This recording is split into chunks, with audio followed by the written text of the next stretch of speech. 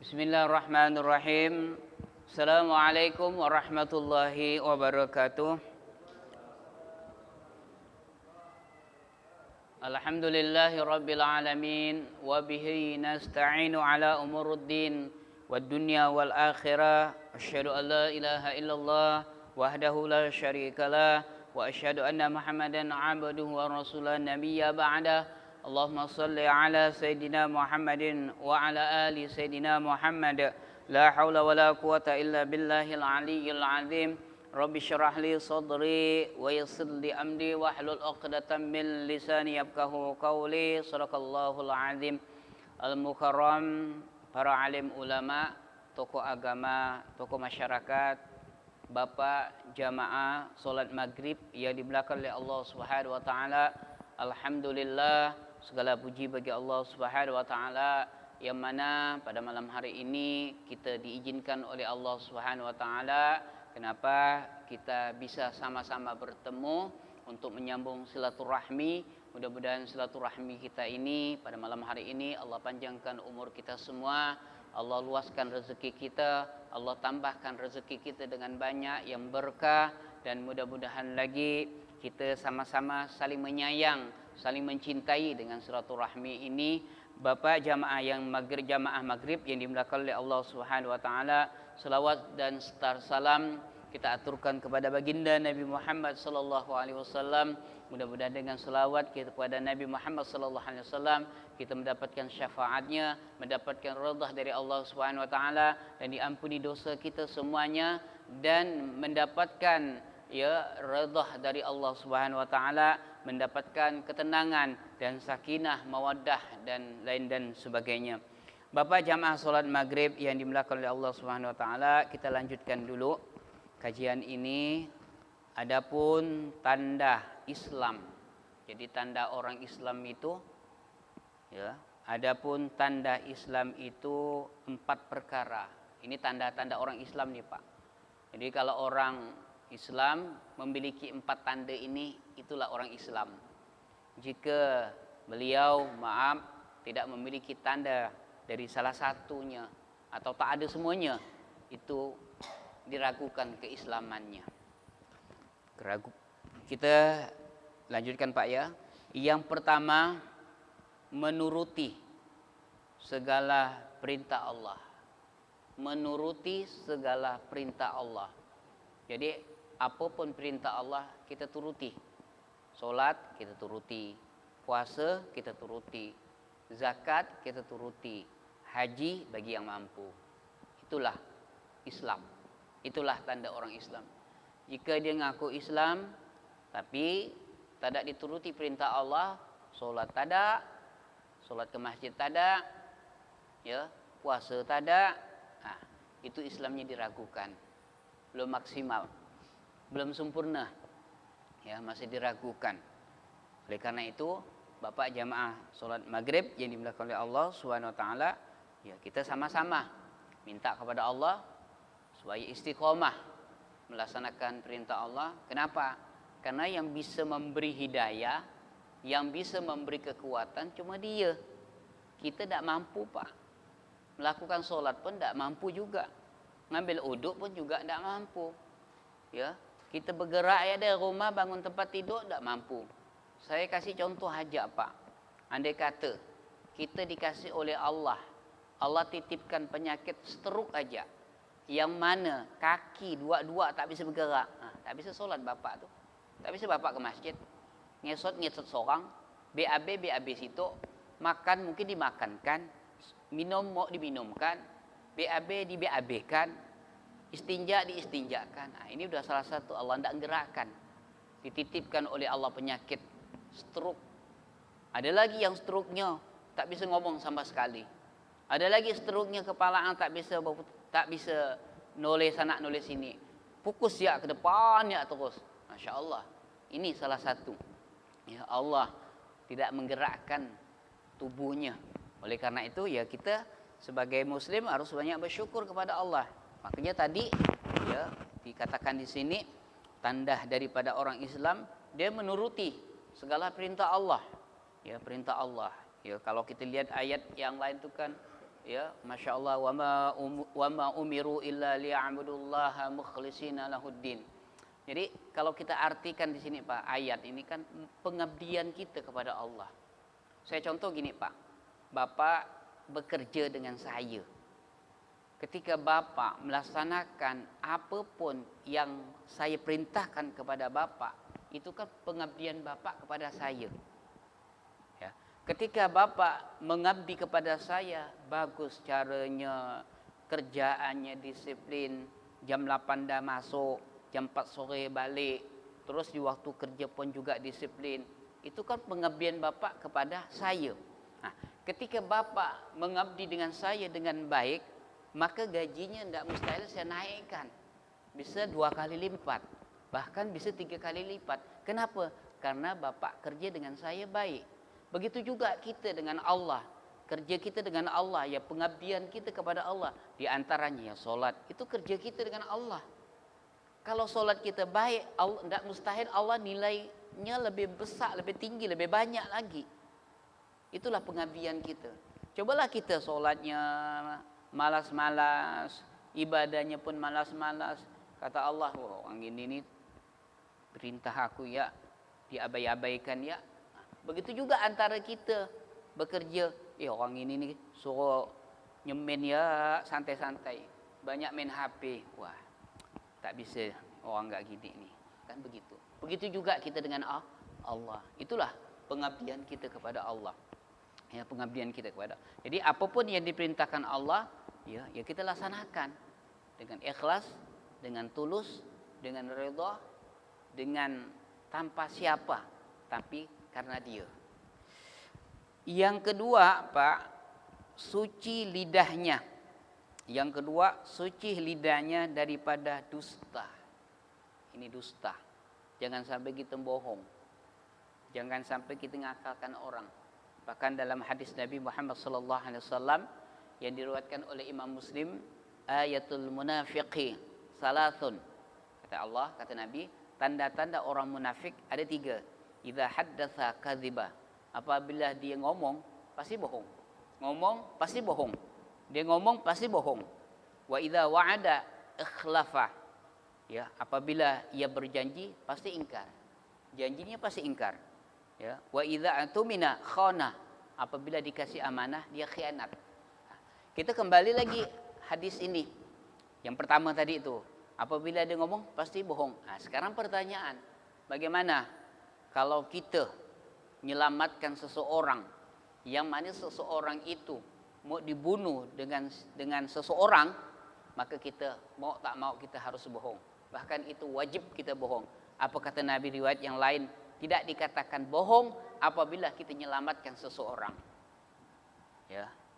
Bapak jamaah salat maghrib yang dimuliakan oleh Allah Subhanahu wa taala. Termasuk juga bohong dibolehkan. Contoh, kita nyenangkan istri. Kita nyenangkan istri. Pernah diceritakan zaman Nabi Muhammad SAW yang mana Aisyah ya sedang masak. Yang mana masaknya kurang bumbu kan Pak? Bumbunya kurang. Akhirnya ya sempat Aisyah bertanya, "Ya Rasulullah, bagaimana masakanku?" Kata Nabi, "Enak." Padahal Nabi merasakan udah tak enak dah tuh. Akhirnya Nabi pergi ke dapur, ditambahlah bumbu tadi. Karena Aisyah ini penasaran, benar ya dia omongkan Rasulullah. Pergi ya ke dapur, coba lo. Masya Allah, benar kata Rasulullah. Padahal tadi sebelumnya Rasulullah udah pergi ke dapur, nambah bumbu tadi. Ini boleh membohongkan, menyenangkan istri, itu dibenarkan untuk membohongkan istri. Yang ketiga yang boleh kita bohong adalah mendamaikan seseorang. Kata Nabi, tidak dikatakan bohong apabila kita mendamaikan orang. Satu misal, saya dengan bapak yang ada sini lah, dengan Pak Sandi, ya mungkin Pak Sandi ini ya tak ada bertegur lah dengan siapa gitu kan. Jadi ada pihak ketiga saya lah, ya saya bilang, Pak Sandi, ini ada duit nih dari sebulan dengan bin Pulan, berapa? 3 juta dia ngasih bapak. Baik benar dengan bapak itu dengan aku. padahal aku tak bertegur dengan dia tuh. Wah, baiklah kalau aku gitu, aku tegurlah dengan dia tuh. Ini boleh kita mendamaikan dari pihak A dengan B, yang mana A dengan B tidak bertegur, kita damaikan. Itu dibenarkan dalam hadis Nabi Muhammad SAW. Jadi kita dibenarkan untuk membohongi seseorang yang mana seorang itu tidak berdamai. Maka di sini kita kembali lagi, ciri-ciri orang itu Islam, tanda-tanda orang itu Islam, suci lidahnya daripada dusta. Artinya dia tidak pernah membohongi seseorang siapapun, baik di dalam apapun, baik di dalam keburukan atau kebaikan, dia tidak akan membohongi. Itu yang kedua. Yang ketiga, suci badannya daripada maksiat. Suci badannya daripada maksiat. Jadi badannya ini tidak pernah maksiat, ya, badannya, matanya tidak pernah maksiat, ya, telinganya pun juga tidak pernah maksiat, lisannya pun juga tidak pernah maksiat, tidak pernah bohongi orang, tidak pernah nipu orang, tak pernah ngakalkan orang, tak pernah ghibah, menceritakan aib orang lain. Cuma saya garis bawahi, ada juga boleh Pak, ghibah itu yang dibolehkan begini. Suatu misal, Bapak menceritakan aib saya, tetapi ketika Bapak menceritakan aib saya, Bapak tidak ceritakan sayanya. Bapak ngomong secara umum, atau seorang ustadz cerita, oh di sana ada laki-laki begini-begini, tapi dia tidak menceritakan sipulan-sipulannya, namanya, itu dibolehkan. Ya, untuk motivasi kepada jamaah lain, itu dibolehkan. Yang jelas kita tidak menceritakan nama sipulan, Syamat atau Yusuf, kita tidak ceritakan gitu. Itu selamat kita. Jadi kalau kita riba, jangan kita sebut namanya, kita sekedar mencerita secara umum, itu dibolehkan. Bapak jamaah solat maghrib yang dimuliakan oleh Allah Subhanahu wa taala. Yang ketiga ini suci badannya daripada maksiat. Ya, badannya termasuk kakinya tidak pernah digunakan untuk maksiat, tangannya tidak digunakan untuk mencuri, tangannya tidak digunakan untuk nipu orang, tangannya tidak digunakan untuk korupsi. Ini maksiat. Jadi kalau memang yang namakan Islam itu kan Pak, memang berat kan, namanya Islam. Islam ini kalau kita dikaji dari huruf ke huruf, Islam, alif tuh kan. Alif ini kan kalau dimaknakan ana ahadun, ana ahad, aku adalah Allah yang satu.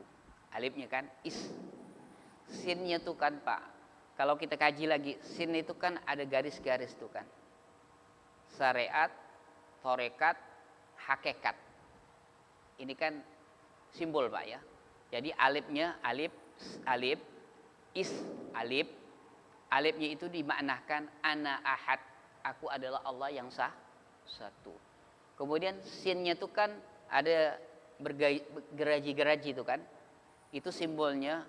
Sin, geraji pertama adalah syariat, geraji kedua adalah torekat, geraji ketiga adalah hakikat. Lamnya itu kan la, makrifatnya la ilaha illallah.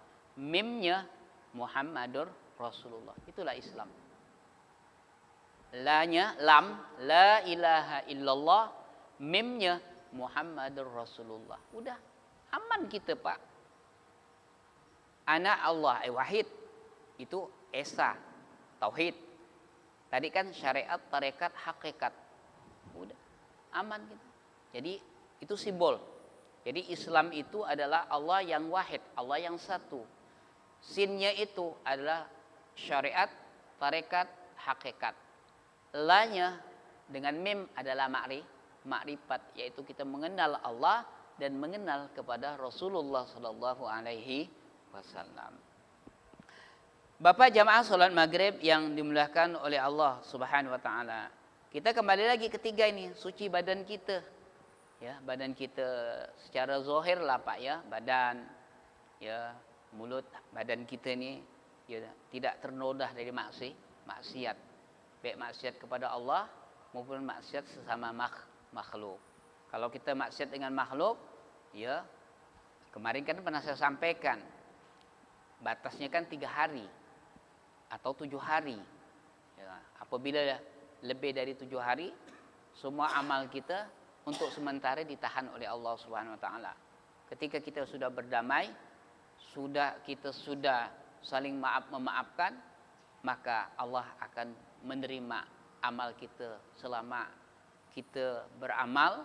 Seandainya kita beramal 3 tahun, 4 tahun, selama itu juga Allah akan menerima amal kita. Kita lanjutkan lagi, Pak. Yang keempat, suci perutnya.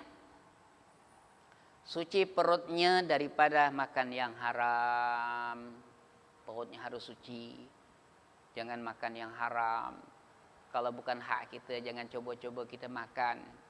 Bahkan di dalam fikih itu, Pak, dalam hadis pernah saya baca, contoh, ini contoh dulu, Pak, ya. Suatu misal saya, Pak Ja'far lah punya kebun. Saya nanam kelapa di kebun Pak Ja'far. Kemudian saya tak ada izin dengan Pak Ja'far ini yang punya kebun. Padahal saya yang nanam nih buah kelapa nih, atau nanam jambu atau nanam mangga. Akhirnya berbuahlah tanaman yang saya tanam. Saya tidak izin dengan beliau. Maka buah dari kelapa, buah dari mangga itu bukan hak saya. Saya tidak boleh memiliki. Kenapa? Karena saya tidak izin dengan yang memiliki kebun. Sekarang pertanyaan, bagaimana, Pak? Kalau saya nanam mangga di kebun Bapak atau Pak Ja'far atau Pak Sandi, terus saya izin, maka buah itu boleh saya miliki. Karena saya izin dengan Pak Sandi atau Pak Ja'far. Ya, itu masalah kalau bukan hak kita. Terus bagaimana lagi contoh? Kita punya pohon kelapa atau pohon durian. Yang mana pohon durian atau pohonnya atau pohon kelapa condongnya di kebun orang. Pohon kelapa ini, Pak, condong di kebun orang. Otomatis kelapanya yang tua jatuh kebun orang. Apakah kita yang punya pohon kelapa ini berhak mengambil buahnya di kebun orang? Tidak boleh. Kenapa? Karena pohon kelapa ini condongnya kebun si fulan. Otomatis ketika jatuh maka haknya si fulan. Kenapa lagi? Karena pelepah kelapa jatuh si rumah si fulan. Dia yang bereskannya, bukan kita kan? Bagaimana kalau seandainya pohon kelapa ini kita ambil dari atasnya, baru hak kita? Ini penting juga, Pak. Ya, itu boleh. Ya, itu boleh. Karena kita ngambil dari atasnya. Kelapa mudanya, kelapa tuanya kita ambil. Walaupun condong ke kebun orang. Karena bukan jatuh. Masih kita petik, masih kita ambil, masih kita panjat. Beda dengan dia jatuh di kebun orang. Samalah buah durian jatuh kebun orang. Ya, hak dia lah. Nah, cuma saya garis bawahi, Pak. Kita sepakat. Siapa yang duluan? Durian duluan. Apa si cantuk si cantuk ya, Pak, yang suka ngambil tu. Siapa yang duluan? Apa? Nyantuk ya. Nyantuk. Kalah yang punya pohon durian. Siapa yang bangun awal ya dia lah ngambil dulu. Nah, itu tapi saya garis bawahi. Okeylah kalau dia condong ke kebun si fulan. Tapi bagaimana kalau kebun kita yang jatuh orang lain pula ngambilnya? Nah, ini kan subhat, Pak. Kan subhat. Kan bukan hak kita. Apa pula kita yang ngambilnya? Itu kan punyanya dia. Udah kebiasaan dah. Kebiasaan inilah yang salah.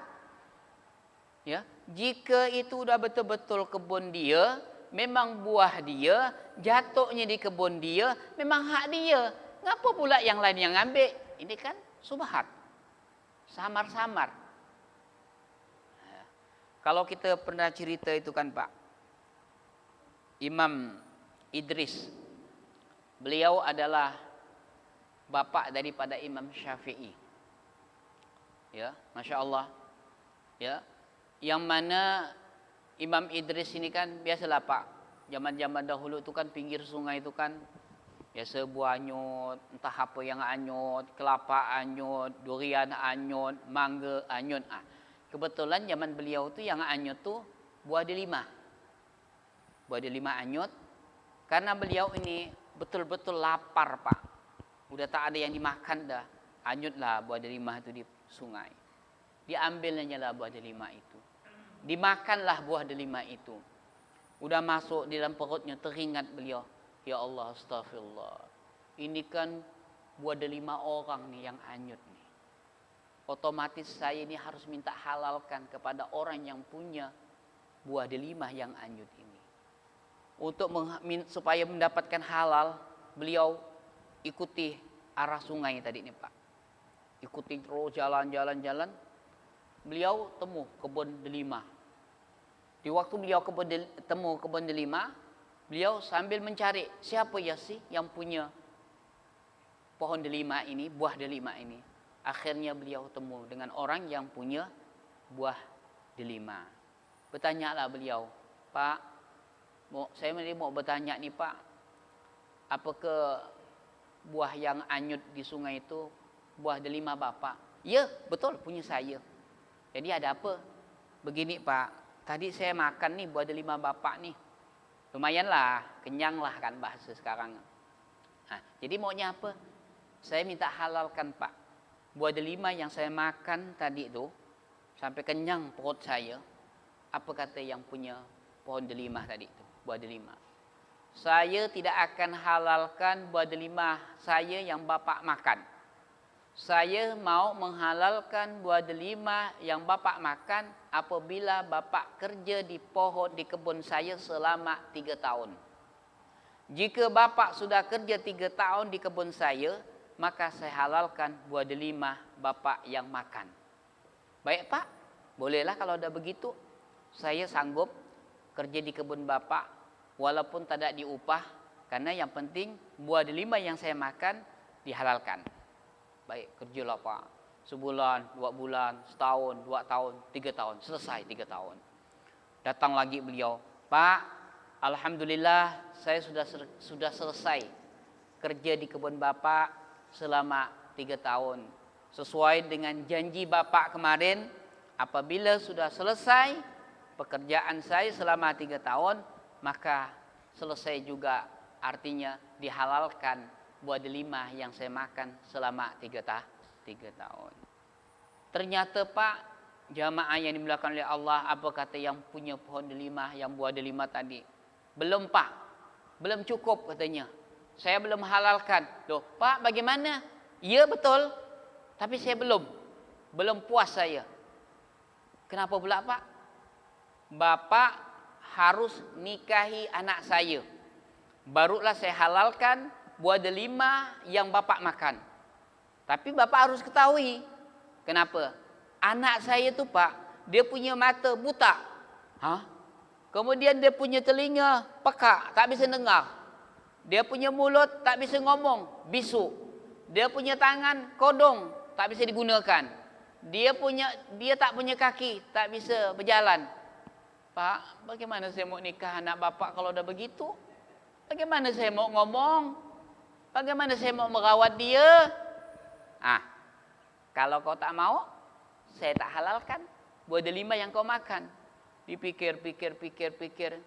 Udahlah, daripada makanan yang kau makan ini tak ada halal, biarlah, tak apa-apalah. Biarlah bisuk-bisuk, biarlah tuli, biarlah kodong kakinya, biarlah tangannya tak ada. Yang penting buah delima 3 tahun yang saya makan dihalalkan. Benar? Mau katanya. Dahlah, gitu. Tapi sebenarnya tu berat ya, bilang apa? Ngapalah tak berat? Matanya buta. Telinganya tak punya telinga tapi tak dengar. Kan? Mulutnya ada tapi tak bisa ngomong. Kakinya tak ada kodong. Tangannya pun kodong. Allahu Akbar walillahil hamd. Mungkin kalau kita secara peribadi, kalau saya pun tak mau. Tapi kerana tadi iman, kerana tadi yakin kepada Allah, baiklah Pak, saya nerima permintaan Bapak. Nah, sekarang kamu pergi ke sana. Itu anak saya ada di sana. Pergilah di sana Pak. Sana Assalamualaikum. Dijawab, Waalaikumsalam. Sempat ia terkejut. Kata bapak, anak saya tak pandai ngomong. Bisu. Anak saya tak bisa dengar. Ngapa saya ngasih salam kok dia bisa dengar? Katanya bisu. Ngapa dia bisa jawab salam saya? Mungkin bukan dia ni. Masuklah di situ, Pak. Ditengok, Masya Allah. Luar biasa. Matanya cantik luar biasa. Mula dia mundur. Benar tak ni? Balik dia nganggap bapak tadi tu. Pak, kata bapak, anak bapak tak pandai ngomong. Saya ngasih salam, dia jawab salam. Kata bapak, anak saya tuli alias tak bisa dengar. Ternyata dia bisa mendengar salam saya. Kata bapak, anak saya terus-terusnya. Wahai anak muda, Imam Idris, sebenarnya begini. Yang saya maksud tu, ya, tuli tidak bisa dengar. Anak saya itu tidak pernah mendengarkan sesuatu yang maksiat. Itulah yang maksud saya. Beliau buta, butanya tidak pernah melihat maksiat. Mulutnya bisu, beliau tidak pernah mengucapkan kalimat yang tak benar, yang salah kecuali benar. Kakinya kodong, maksudnya kakinya tidak pernah melangkah menuju kemaksiatan. Tangannya pun juga tidak pernah. Akhirnya dinikahlah Pak antara anaknya dengan Imam Idris. Udah nikah, Imam Idris berjalan mencari ilmu 10 tahun, barulah pulang hamil istrinya. Salah satunya punya anak, Imam Syafi'i rahimakumullah. Yang mana Imam Syafi'i hafal Al-Quran 7 tahun. Dan Imam Syafi'i hafal kitab Mu'atta, kitabnya Imam Malik ya, radhiyallahu anhu. Masya Allah, Bapak jamaah solat maghrib yang dimuliakan oleh Allah subhanahu wa ta'ala. Itu aja, ada masih 10 menit. Mungkin dari Bapak ya jamaah maghrib yang mau bertanya, silakanlah. Kita mungkin ya banyak-banyaklah bertanya Pak ya, biar nambah wawasan. Kalau tak ditanya tak ada keluar dari Pak. Ibarat kalau santan tuh kalau keluar diperas. Kalau ilmu nih kalau tak ditanya, ya itulah dia yang tuh sampai, itulah yang bisa saya sampaikan pada malam hari ini. Nah, Bapak silakanlah yang mau bertanya. Silakan Pak Daeng.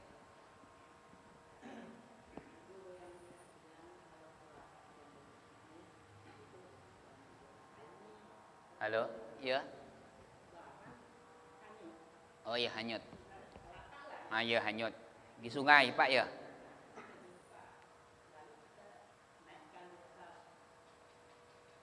Hanyut di antara parit itu kan. Biasa kan kita tuh kan, oh parit sungai besar tuh. Kelapa hanyut. Bapak mau ambil atau enggak gitu ya? Iya. Iya betul. Iya. Bapak ambil lihat itu, naikkan ke atas. Terus pertanyaannya,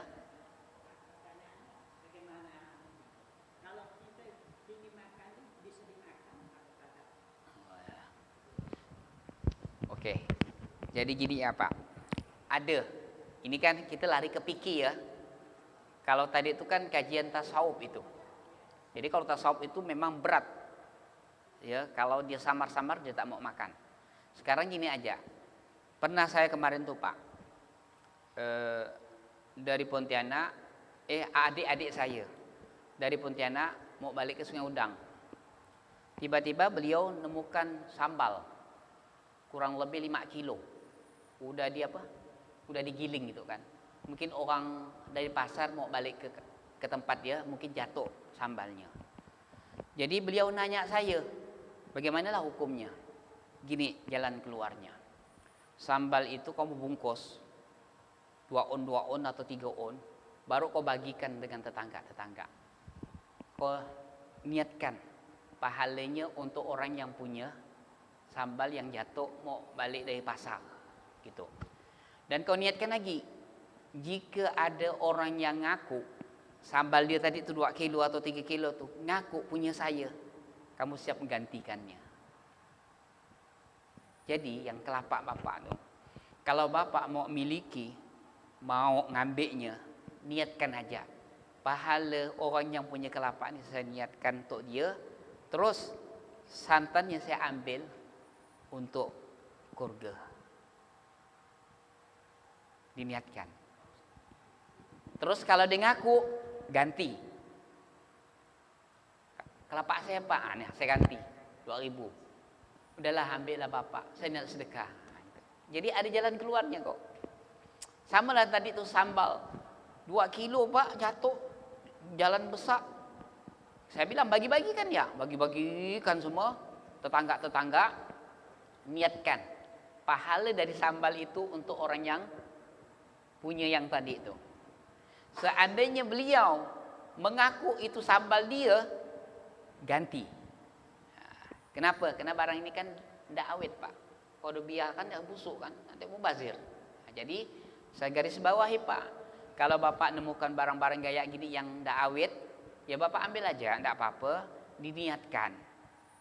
Jadi kalau bapak ragu, kasihkan yang lain aja. Pahalanya niatkan untuk yang punya. Paham pak? Ya? Kalau nemu duit, kalau nemu duit itu namanya lokotoh kan, barang temuan. Suatu misal bapak nemukan duit, kalau 1.000 2.000 adalah masukkan untuk masjid ialah. Niatkan pahalanya yang punya. Andai kata kalau bapak nemukan duit 10 juta, nah ini ada trik-triknya juga. Pertama, bapak umumkan secara umum. Pengumuman siapa kehilangan duit, silakan pergi ke Masjid Ar-Rahman, temui orangnya kan, siapa gitu kan, nomor HP-nya. Udah gitu, nanti bapak tanya, yang uangnya hilang tuh tanya, kira-kira 5 juta itu apa ke uangnya rata-rata 100.000 atau 50.000? Kita kan mau nanya, nanti saya pun juga mau yang ngaku, nanti Pak Jakfar mau yang ngaku. Nanti Pak Sandi juga yang ngaku semua. Kita tanya dulu dia, benar enggak dia? Maklumlah sekarang nih Pak ngaku semua. Ada caranya. Tanya duitnya waktu hilang atau jatuh pakai dompet atau enggak? Dompetnya warna apa? Gitu kan? Kalau dia betul-betul duit dia pasti dia tahu. Oh ya dompetnya warna merah Pak. Ada tasnya, kan? Dia lah nih. Ada KTP-nya, dia lah. Nah, nanti khawatir ngapa? Nanti yang lain ngaku juga. Nanti selap bapak gantinya. Semua ngaku. Akhirnya yang benar ngaku betul. Betul Pak duit saya. Padahal yang tadi bapak kasih udah yang lain dah tuh. Orang yang ketiga bawa datang. Yang benar. Yang pertama kedua tak benar. Nah, itu yang dikhawatirkan. Andai kata bapak udah umumkan 2 tahun setahun tidak ada, boleh bapak pakai dulu. Boleh bapak pakai dulu uang itu, niatkan jika ada yang ngaku saya siap menggantikan uang tersebut. Apabila udah 2 tahun tak ada yang ngaku, 10 tahun tak boleh ngaku, sampailah seterusnya, boleh bapak miliki untuk sementara. Pokok niatnya siapa yang mau istilahnya udah ngaku, udah ada yang ngaku hak dia, bapak siap menggantikan hak dia yang tadi. Kalau sampai diumumkan, sampai tak ada yang ngaku, ya udah enggak apa-apa, pakai ya dulu. Sampai bapak mati, ya udah enggak masalah. Ada lagi pertanyaan selanjutnya?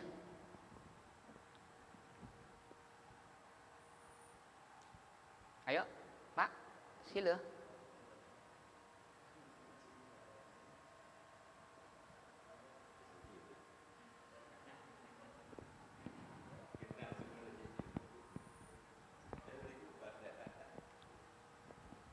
Pak Jakfar? Yang lain? Apalagi luar dari kajian ini tidak apa-apa. Salah. Tidak apa-apa.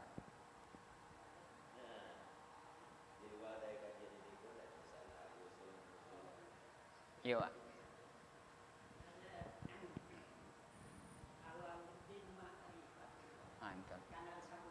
Iya betul, Pak. Ana wahid.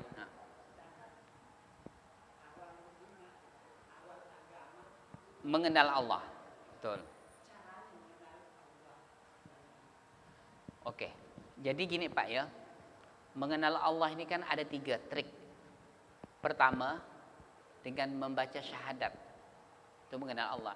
Yang kedua, mengenal Allah dengan berilmu atau belajar. Yang ketiga, mengenal Allah dengan Allah. Aku mengenal Allah dengan Allah. Nah, ini yang ketiga nih. Kalau yang pertama yaitu dengan syahadat. Asyhadu alla ilaha illallah wa asyhadu anna Muhammadar Rasulullah. Itu cara kita mengenal Allah. Nah, kalau kita biasa umumnya kan mengenal Allah itu kan man arafa nafsa faqad arafa rabbi. Barang siapa mengenal dirinya, maka dia akan kenal Allah. Artinya kita harus kenal diri kita. Nah, kenal diri kita, yaitulah daripada sifat-sifat kita. Ya, sifat-sifat kita. Antara sifat-sifat kita ini kan sifat lemah. Sifat kita ini kan lemah. Sifat manusia itu kan pemarah. Nah, ini kan sifat-sifat diri kita. Sekarang bagaimana dengan Allah? Ya sebalik dari itu. Kalau kita lemah pasti Allah kuat. Maha kuat. Nah, itu kan cara mengenal Allah.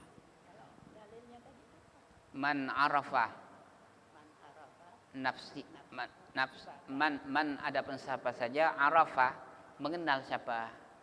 Mengenal nafsi padaku. Faqad arafa rabbi. Barang siapa mengenal diriku, maka dia akan kenal Tuhannya. Nah. Man arafa nafsi faqad arafa rabbi. Barang siapa kenal dirinya, maka dia akan kenal Tuhannya.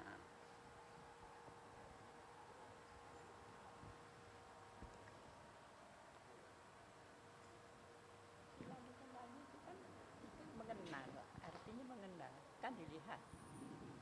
Mengenal, ya mengenal di sini kan Pak, kan tingkat-tingkat kan, tingkat-tingkat. Kalau yang dimaksud dengan melihat kemarin kan itulah tadi itu musyahadah, menyaksikan. Nah, menyaksikan di sini ini kan bukan dengan mata, tapi dengan hati. Nah, itu sehingga mengenal Allah wa asyhadu anna Muhammadar Rasulullah. Itu kan juga mengenal juga kan, menyaksikan Allah. Kan Allah. Memang kalau kita mau menyaksikan makrifat sebenar-benarnya, maksudnya mengenal Allah dengan hati, musyahadah dengan Allah, memang belum bisa kita Pak. Belum bisa. Mati dulu lah baru bisa. Sebagaimana Nabi Musa, waktu dia pingin mau temu betul Allah, betul-betul mengenal Allah, betul-betul musyahadah dengan Allah, kan Allah pingsankan. Nabi Musa alaihissalam baru beliau bisa melihat Allah. Pingsankan dulu. Kalau bahasa kita dimatikan. Matikan dulu. Ya, mati. Maka ada bahasa itu kan, matikanlah dirimu sebelum engkau dimatikan Allah. Ya maksudnya dipanakkan. Sifat-sifat kita ini kan dipanakkan.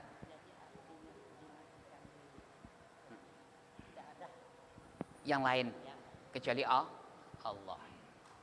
Kita matikan, panakkan. Tidak ada lagi kebun, tidak ada lagi rumah, tidak ada istri, tidak ada anak, cuma ada Allah. Itulah panak.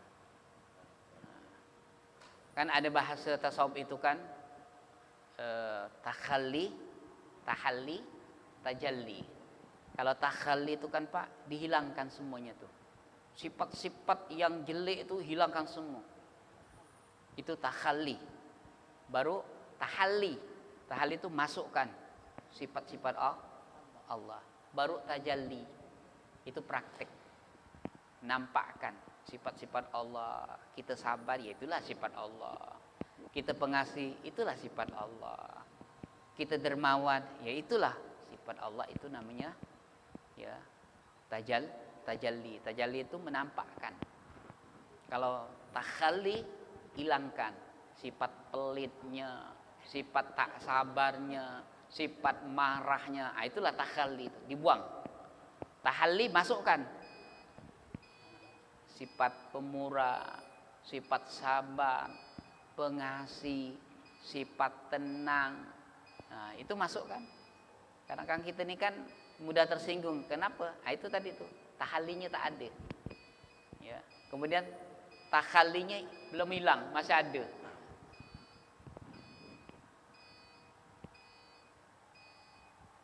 Udah Pak. Itu aja ya.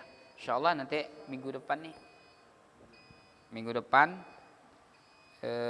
kita lanjutkan nih Pak. Minggu depan. Adapun rukun istinja. Nanti minggu depan rukun istinja itu 4 perkara. Akhirul kalam, wabillahi taufik wal hidayah. Assalamualaikum warahmatullahi wabarakatuh.